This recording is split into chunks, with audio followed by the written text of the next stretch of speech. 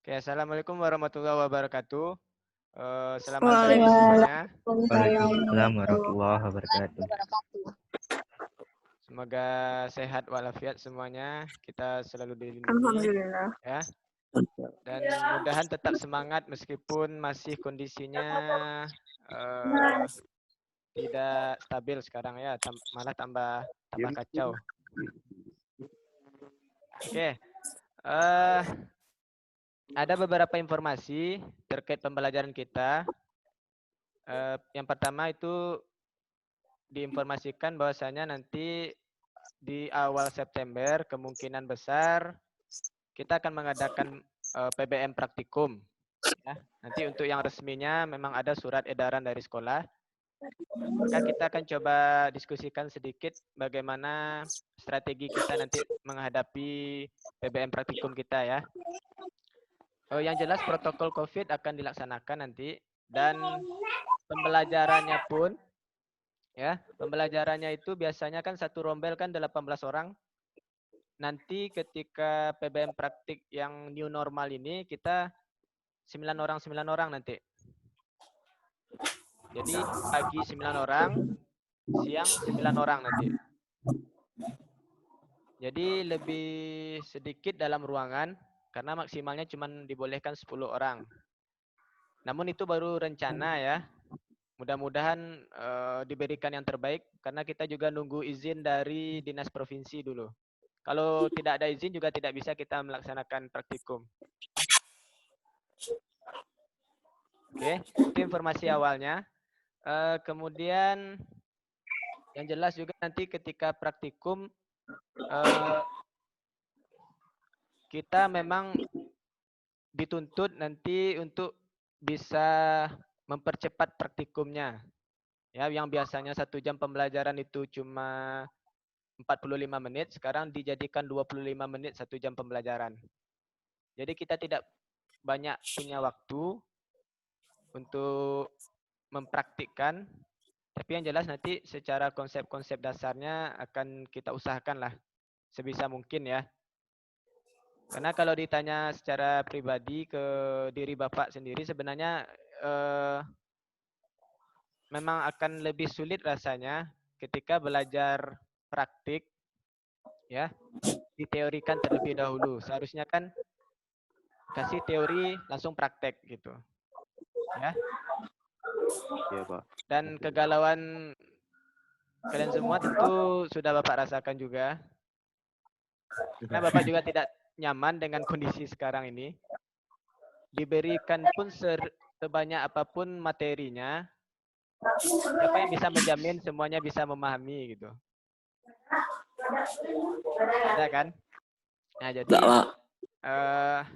ya kita maklumi karena ini kalau ditanya ke gurunya sendiri tentu guru juga lebih stres dibandingkan kamu sebenarnya gitu. Karena yang target-target di awal semester itu kan sudah dibuat oleh guru kan masing-masing. Tapi kalau ternyata tidak sesuai dengan target tentu tanggung jawabnya dunia akhirat loh. Nah, kalau yang siswanya memang dihadapi dengan banyak-banyak tugas mungkin ya, beberapa mata pelajaran. Ya Bapak rasa sekarang sudah diberi toleransi untuk untuk tugas-tugas.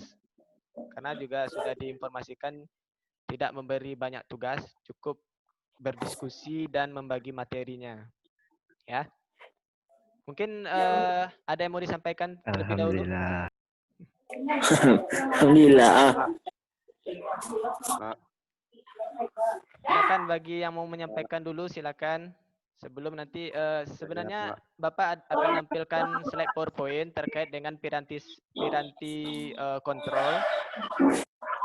Dan nantinya juga itu tidak tidak secara mendetail juga, secara umum Bapak akan sampaikan. Karena nanti mudah-mudahan yang piranti kontrol ini akan kita coba demonstrasikan nanti di PBM praktikumnya. Ya. Oke, silakan yang mau menyampaikan dulu. Mungkin ada terkendala pembelajaran ataupun yang lainnya. Saya Pak Aurelio, Pak. Ya, coba Aurel silakan sampaikan dulu. Yang awal September tuh kita langsung ambil nilai praktek atau belajar praktek dulu, Pak? Coba-coba. Ya, Atau gimana, bagus Pak? Aurel. Jadi kalau secara strategi pembelajaran itu memang tergantung guru masing-masing nanti ya untuk praktikum ini. Apakah dia langsung ngambil nilai atau bagaimana ya?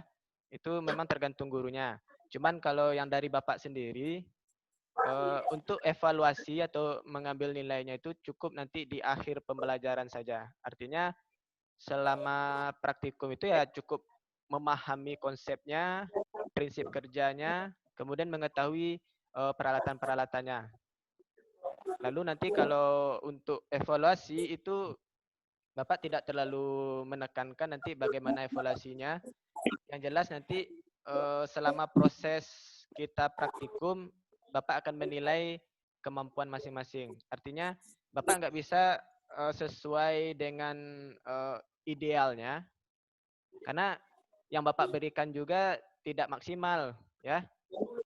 Mungkin dari materinya masih kurang, masih banyak kurangnya. Yakin Bapak tuh. Kemudian memberi pemahaman diskusi selama di Edmodo juga Bapak rasa masih kurang efektif. Nah, jadi kalau Bapak paksakan langsung sesuai dengan yang idealnya, tentu bisa bagus juga nilainya nanti kan. Maka Bapak akan nanti menyesuaikan dengan kondisi yang ada. Itu yang khusus untuk Bapak ya. Tapi kalau dengan guru lain tentu guru-guru tersebut punya strategi masing-masing ya. Silakan juga nanti ditanyakan bagaimana alur proses kita selama praktikum nanti. Kira-kira itu yang bisa Bapak jawab, Aurelio. Yang lainnya? Oke, Pak. Terima kasih, Pak. Ya.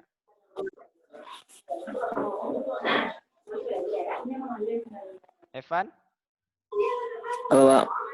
Evan mau memberikan masukan? Rasanya nggak ada, Pak. Hah? Rasanya nggak ada, Pak. Nggak ada Evan ya? Nggak, Pak. Ini selama kita PBM online berjalan dengan baik atau bagaimana ini? Bapak cari tahu dulu lah nih kondisinya. Nggak berjalan dengan baik. Cuk, Pak. Ya, perwakilan siapa? Hah? Iwit baik sekali. Hah? Kurang, Pak. Kurang, Pak. Apanya yang kurang? Ayo, sampaikan. Kurang dulu, mengerti, Pak. Kurang Dari segi materinya, Pak, kurang paham, kurang mengerti. secara umum ya, pembelajarannya ya. Iya, Pak. Baik itu pembelajaran kelompok A, B, C ya. Maksudnya yang normatif, adaptif juga gitu. Iya, Pak. Waduh.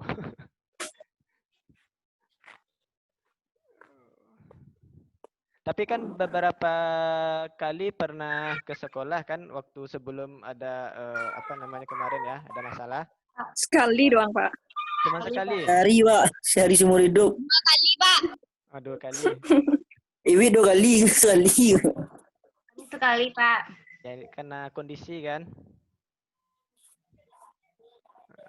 Bukannya bagus praktek di sekolah, Pak, daripada teori, Pak. Iya, Ya, Pak. betul. Sebenarnya memang bagus seperti itu, Evan. Cuman kondisi ini siapa yang bisa menjamin 100%? Siapa yang bisa bertanggung jawab nantinya? Nah, itu yang memang kita butuh izin terlebih dahulu ya. Kalau kemarin kan izin kita dicabut kembali kan?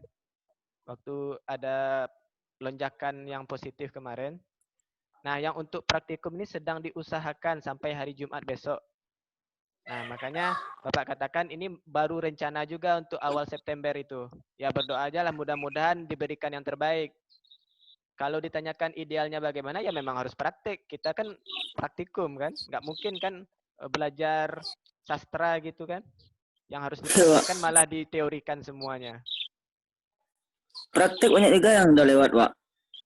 Kalau praktek yang udah lewat tuh gimana, Pak?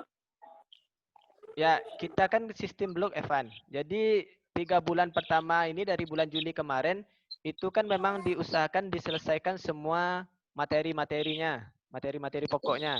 Kemudian di September ini baru dimasukkan ke blok kedua, yaitu praktikum aja semuanya gitu. Jadi yang diteorikan yang di awal semester kemarin itu kita praktikkan sekaligus gitu dalam waktu yang singkat. Nah, pusing-pusing lah nanti itu. Cuman kita santai aja nanti karena Bapak juga tidak punya target yang terlalu tinggi. Yang jelas kita bisa lebih tahulah dulu dengan pembelajaran SKEE ini. Karena dalam kurikulum otomasi industri pun SKEE ini kan 6 semester dia. Sampai tamat nanti belajar SKEE. Cuman kompetensi dasarnya aja yang berbeda-beda tiap semesternya nanti. Makin lama makin kompleks nanti materinya. Nah, ini masih di awal-awal. Tentu ya santai aja dulu. Tidak bisa kita paksakan. Maka target Bapak sih nantinya di praktikum bisa mengenal prinsip kerjanya saja udah oke menurut Bapak gitu. Tahu komponennya, tahu prinsip kerjanya, di mana digunakan, udah tuh. Nanti untuk yang lebih lanjutnya tentu di semester-semester lanjutnya. Meskipun sebenarnya kalau tuntutan dalam kurikulumnya memang nanti harus bisa mampu membuat rangkaian-rangkaian kontrol sebenarnya di semester ini. Tapi ya tidak mungkin ideal yang seperti itu kita harapkan. Ya. Ya. Oke, masih ada yang mau disampaikan dulu? Terkait dengan pembelajaran kita ini?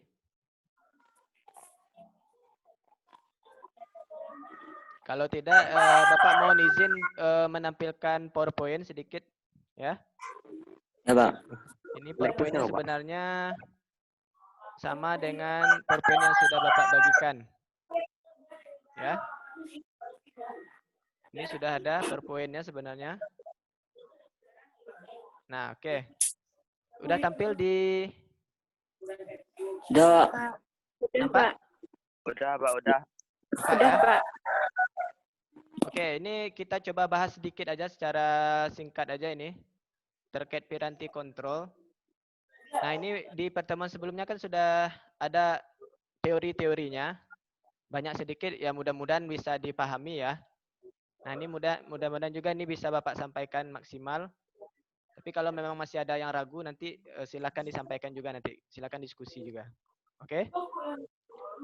Oke, terkait piranti kontrol, sebenarnya kita sudah ditugaskan kemarin kan mencari prinsip kerjanya, bagian-bagiannya, lalu jenis-jenis dari piranti kontrolnya ya. Oke. Pertama, ini yang push buttonnya. Ini salah satu piranti kontrol yang kita gunakan nanti paling sering di dalam rangkaian kontrol nanti. Ini paling sering digunakan ini nanti, ya. Nah, secara simbol bentuk push button itu simbolnya seperti ini dalam kondisi normal.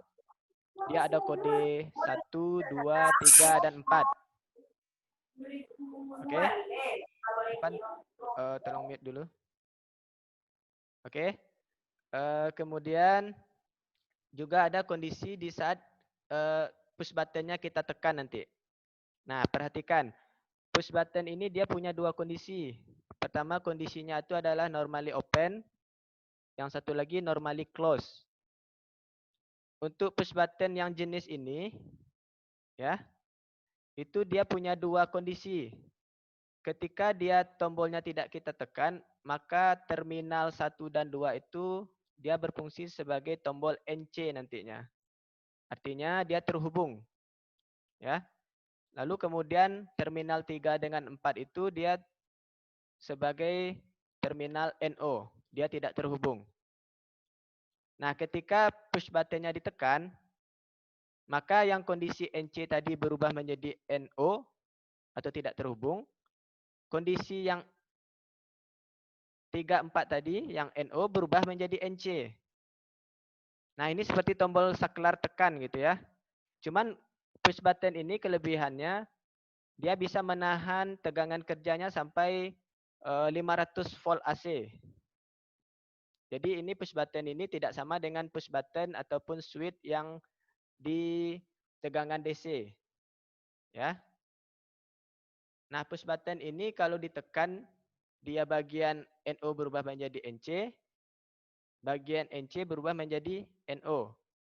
Kalau tidak ditekan, dia kembali seperti yang normal ini. Ya. Itu prinsip kerjanya, sama seperti saklar lampu biasa. Cuman push button ini dia tidak bisa menahan. Artinya kalau sudah ditekan, kita lepaskan dia kembali normal. Berbeda dengan yang switch atau saklar lampu. Dia kalau ditekan dia akan menahan kondisinya. Ya. Itu secara prinsip kerjanya push button, ini simbolnya. Lalu ini jenis-jenis push buttonnya lumayan banyak juga nanti. Ya. Ya, jenisnya itu sebenarnya sama sebenarnya, tapi bentuk-bentuknya saja yang berbeda. Oke. Lalu bedanya dengan switch apa sebenarnya? Nah, ini kalau untuk yang switch ini sebenarnya prinsip kerjanya sama juga dengan push button tadi. Ya. Cuman dia punya banyak jenisnya. Ada yang toggle switch, ada yang juga yang push button, ini juga push button, cuman yang perlu dipahami bahwasanya switch itu digunakan pada rangkaian DC nantinya. Yang artinya sumbernya itu dalam DC, ya bukan AC. Kalau ini digunakan dalam tegangan AC, dia rusak nih, ya. Nah, dia ada macam-macamnya. Ada yang SPST, SPDT, DPST, dan DPDT. Nah, ini secara simbolnya ada dilihatkan di sini. Dan penggunaannya ini pun juga nanti akan kita coba sesuaikan, ya. Kalau yang SPST ini seperti saklar biasa juga, ya. Kalau SPDT ini sumbernya satu, tapi outputnya ada dua nanti di sini. Ada yang bagian NO, bagian NC juga nanti di sini, ya. Lalu yang DPDT bedanya itu aja, double pole, single through. Artinya dia punya dua input, nanti keluarannya cuma satu gitu, ya. Juga di sini juga ada DPDT, dua input, dua output juga nanti di sini, ya. Lalu ada juga yang SP6T, dia cuma satu input tapi 6 outputnya nanti di sini. Nah, ini juga akan kita cobakan nanti dalam praktikumnya. Bapak akan berikan rangkaian sederhana, lalu kamu coba rangkaikan, kemudian kita akan coba memahami prinsipnya bagaimana. Oke? Kita main cepat karena waktu juga tidak banyak. Ini juga ada relay. Relay ini dia fungsi utamanya nanti ini sebagai pemutus dan penyambung juga. Cuman ini lebih bagus dibandingkan push button dan switch karena dia bekerjanya kalau ada aliran listrik nantinya. Kalau diberikan aliran listrik, maka dia akan bekerja dan ya fungsinya hampir sama juga nanti. Dia memutuskan ataupun menghubungkan relaynya ini. Ya hampir sama dengan switch juga tadi. Cuman bedanya dia bekerja kalau diberikan diberikan tegangan AC nantinya. Ya. Nah, ini bentuk struktur di dalamnya. Juga akan ada yang NONC-nya juga di dalamnya itu. Ya. Nah, ini seperti ini nanti kita akan cobakan ini di praktikumnya. Ya. Harus merangkai rangkaian sederhana dan kita cobakan prinsip kerjanya bagaimana relay tadi. Oke. Lalu juga ada timer nanti juga. Nah, kalau timer ini bedanya kita bisa mengatur pewaktunya. Jadi, kalau kita set waktu 3 detik, maka dia akan terhubung setelah 3 detik. Kalau kita menggunakan kontak NO nantinya. Kalau kita menggunakan kontak NC, kita setting waktu 3 detik misalnya, maka setelah 3 detik baru mati nanti. Kalau ada beban lampu misalnya nanti. Ya. Oke, ini juga ada bagian-bagiannya.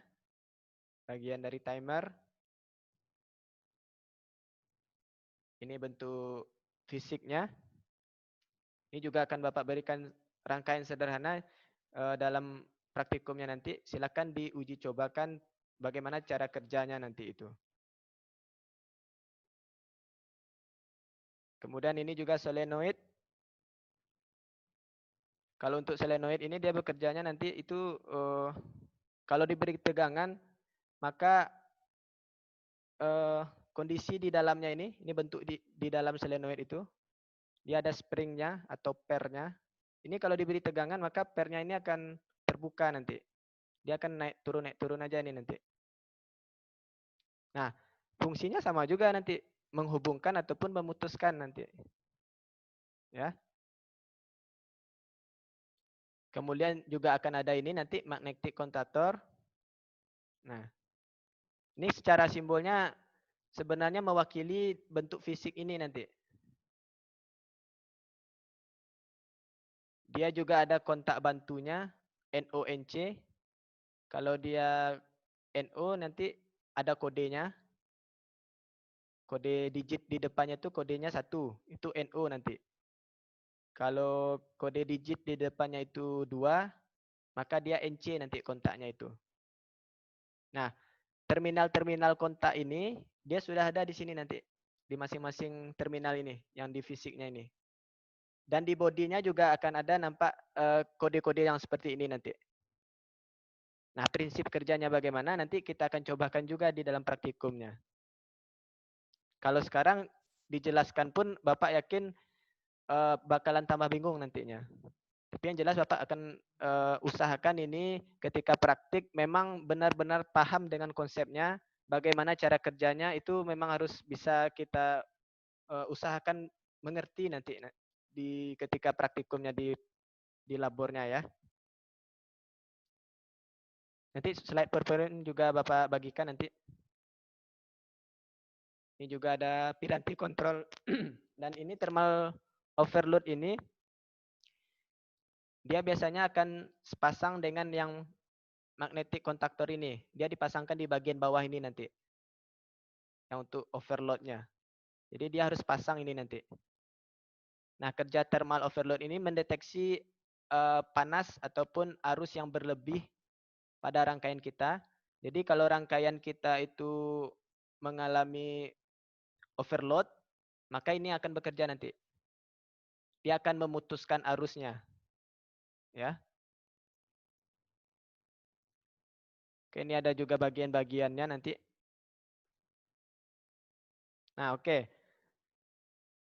Sederhananya begini, untuk piranti kontrol itu kerja dari masing-masing piranti yang sudah Bapak perlihatkan ini, itu intinya dia menghubungkan dan memutuskan tegangan listrik dalam suatu rangkaian. Itu intinya dari piranti kontrol ini. Ya. Jadi baik itu push button, switch, magnetic contactor, relay, ataupun timer tadi, itu semuanya perangkat yang kita gunakan dalam sebuah rangkaian kontrol. Nah, kita nantinya lebih banyak mengontrol motor-motor listrik dalam praktikum kita. Jadi bagaimana kita merangkai rangkaiannya, tentu kita membutuhkan perangkat ataupun pirantinya. Nah, piranti-piranti intinya, ya ini dia yang Bapak tampilkan di dalam PowerPoint ini. Yang jelas intinya itu, untuk perangkat ataupun piranti kontrol ini, dia bekerja atau berperan nanti intinya untuk menghubungkan atau memutuskan tegangan listrik. Ya, itu intinya yang perlu dipahami. Cuman masing-masing piranti ini dia punya fungsi masing-masing dan itu akan kita coba buktikan ketika praktikum. Kalau sekarang dibuktikan bagaimana caranya? Ada yang bisa membuktikan nggak kira-kira? Bapak pun nggak akan bisa Bapak buktikan di sini. Ya. Nah, kira-kira itu untuk singkatnya saja.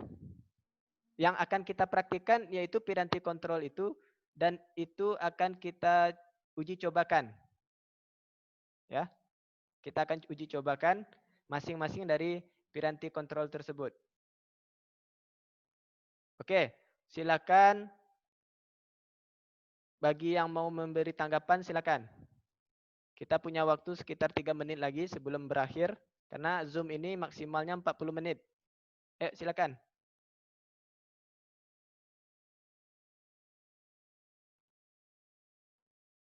Halo.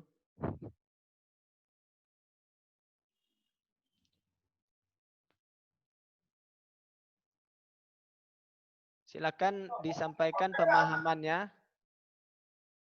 Meskipun memang masih bingung juga terkait dengan piranti-piranti kontrol tersebut, tapi yang jelas Bapak katakan sekali lagi bahwasanya piranti kontrol itulah yang akan kita coba-coba setiap kali praktikum nantinya.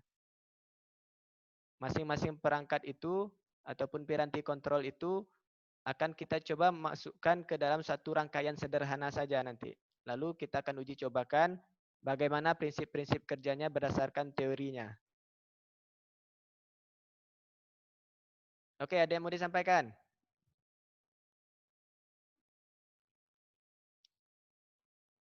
Nah, baku lalu sadonya kok. Kabur Pak, kabur. Enggak, Pak. Oke, Enggak, waktu kita tidak banyak lagi nih, cuman sekitar 2 menit lagi.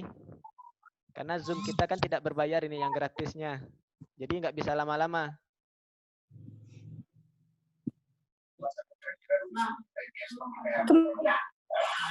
Itu 1 jam, Pak.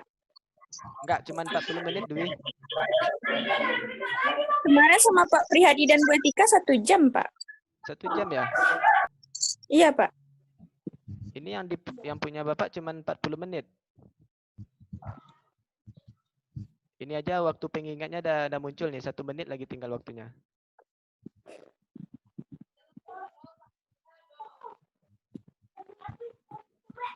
Oke, silakan sampaikan dulu. Kalau tidak, nanti kita coba diskusikan di Edmodo. Dan PowerPoint tadi akan Bapak berikan juga nanti pada Edmodo-nya.